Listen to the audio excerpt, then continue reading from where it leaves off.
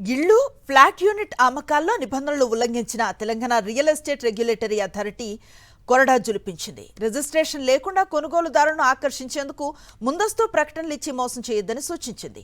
ప్రమోటర్లు, డెవలపర్లు, ఏజెంట్లు, ప్రచార మాధ్యమాలను తెలంగాణ రెరా అథారిటీ హెచ్చరించింది. రెరా చట్టం ప్రకారం 500 చదరపు మీటర్లు దాటితే 8 కంటే ఎక్కువ యూనిట్లు కలిగి ఉన్న ప్రతి ప్రాజెక్టును రెరాలో రిజిస్టర్ చేయాలని సూచించింది. రెరా అథారిటీ ప్రాజెక్టు వివరాలను పరిశీలించి రిజిస్ట్రేషన్ నెంబర్ను మంజూరు చేసిన తర్వాతే అమ్మకాలపై ప్రకటనలు చేయాలని సూచించింది.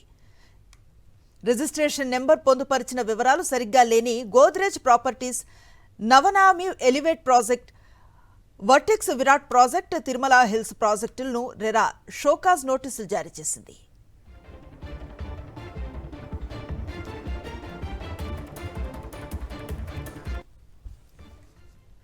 ఇల్లు, ఫ్లాట్ యూనిట్ల అమ్మకాల్లో నిబంధనలు ఉల్లంఘించిన Telangana real estate regulatory authority కొరడా జలిపించింది. రిజిస్ట్రేషన్ లేకుండా కొనుగోలుదారులను ఆకర్షించేందుకు ముందస్తు ప్రకటనలు ఇచ్చి మోసం చేయొద్దని సూచించింది.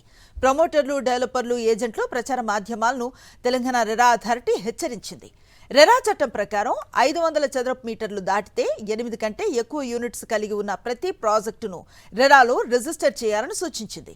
రెరా అథారిటీ ప్రాజెక్టు వివరాలను పరిశీలించి రిజిస్ట్రేషన్ నెంబర్ను మంజూరు చేసిన తర్వాతే అమ్మకాలపై ప్రకటనలు చేయాలని సూచించింది.